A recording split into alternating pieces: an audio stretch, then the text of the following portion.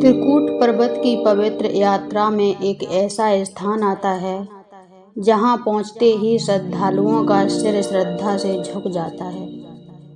यह स्थान है बाणगंगा।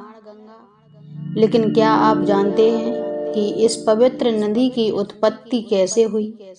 क्या सचमुच माता वैष्णो देवी ने अपने दिव्य बाण से धरती से जलधारा प्रकट की थी? क्यों लाखों भक्त आज भी इस पवित्र जल को माता का आशीर्वाद मानते हैं? और आखिर बाणगंगा का रहस्य क्या है?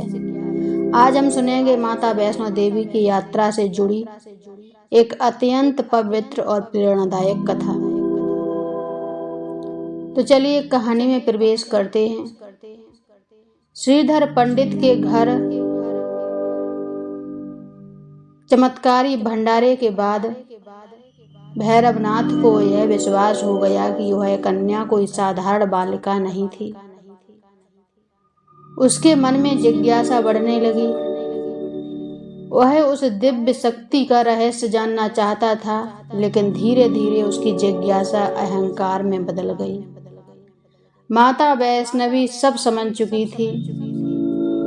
वे जानती थी कि भैरवनाथ अभी सत्य को स्वीकार करने के लिए तैयार नहीं है, इसलिए उन्होंने वहां से प्रस्थान करने का निर्णय लिया।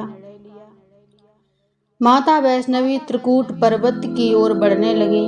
उनके चरण जहां पड़ते वह स्थान पवित्र हो जाता।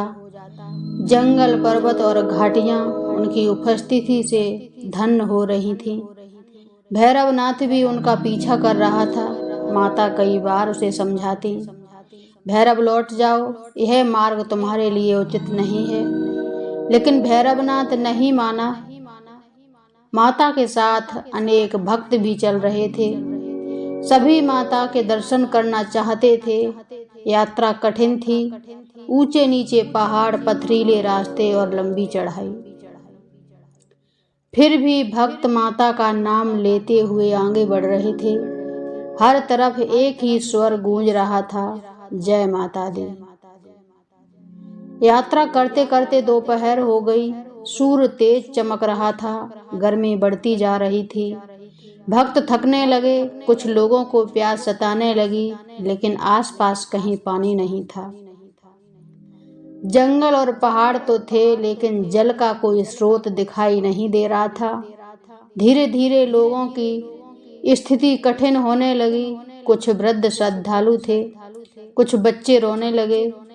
सभी माता की ओर आशा भरी निगाहों से देखने लगे।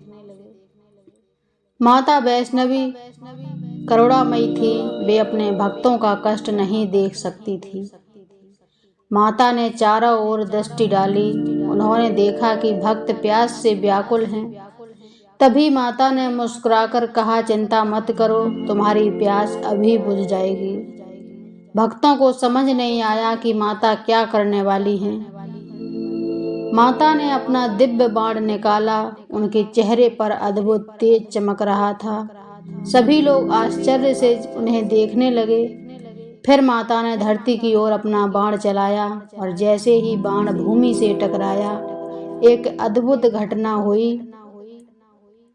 बाण के लगते ही धरती कांप उठी और अगले ही क्षण वहां से स्वच्छ निर्मल जल फूट पड़ा। जल की धारा इतनी तेज थी कि देखते ही देखते एक छोटी सी नदी बन गई। भक्त खुशी से झूम उठे। उन्होंने उस जल को हाथों में लेकर पिया। उनकी सारी थकान दूर हो गई। भक्तों ने समझ लिया कि यह माता की कृपा है। सभी ने हाथ जोड़कर माता को प्रणाम किया। हर तरफ जयकारे गूंजने लगे, जय माता दी। क्योंकि यह जलधारा माता के बाण से प्रकट हुई थी, इसलिए इसका नाम पड़ा बाणगंगा। बाण अर्थात तीर, गंगा अर्थात पवित्र जलधारा। तब से यह स्थान बाणगंगा के नाम से प्रसिद्ध हो गया। एक प्रचलित मान्यता के अनुसार माता ने इसी स्थान पर अपने केश धोए थे। इसी कारण इस जल को अत्यंत पवित्र माना जाता है। श्रद्धालु आज भी इस स्थान को श्रद्धा से नमन करते हैं। समय के साथ बाणगंगा माता वैष्णो देवी यात्रा का पहला प्रमुख पड़ाव बन गया। श्रद्धालु लाखों यहाँ पहुंचकर माता को प्रणाम करते हैं। कई लोग इस पवित्र जल को अपने माथे पर लगाते हैं। उन्हें विश्वास होता है कि इससे माता का आशीर्वाद प्राप्त होता है। भैरवनाथ ने जब यह चमत्कार देखा, फिर भी उसके मन का अहंकार समाप्त नहीं हुआ। उसने सोचा यह शक्ति अवश्य किसी रहस्य से प्राप्त हुई है। वह माता का पीछा करता रहा।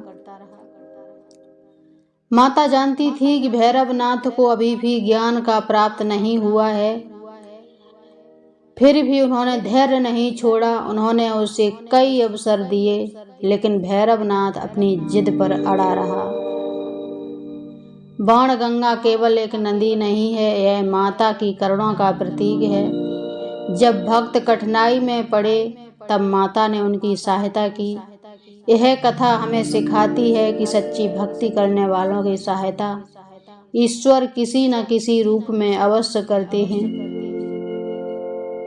जिस प्रकार बाणगंगा की धारा निरंतर बहती रहती है, उसी प्रकार माता की कृपा भी निरंतर बहती रहती है।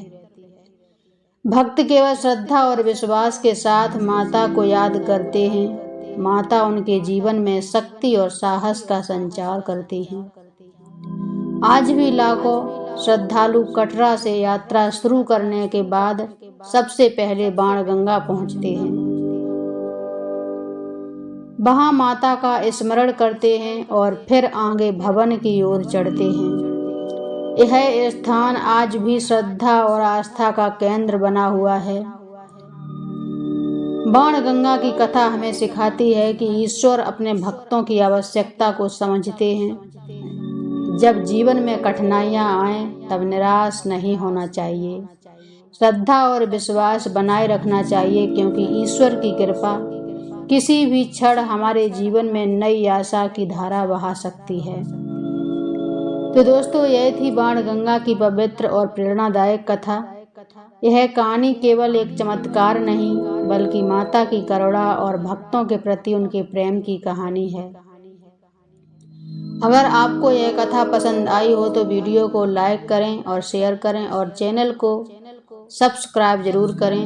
कमेंट में लिख दीजिए जय माता दी और बताइए कि क्या आप कभी बाणगंगा के दर्शन के लिए गए हैं, क्या कभी वैष्णो देवी की चढ़ाई करने गए हैं। अगली कथा में हम जानेंगे चरण पादुका का रहस्य, जहां माता के चरणों के निशान आज भी मौजूद हैं। तब तक के लिए धन्यवाद। जय माता दी।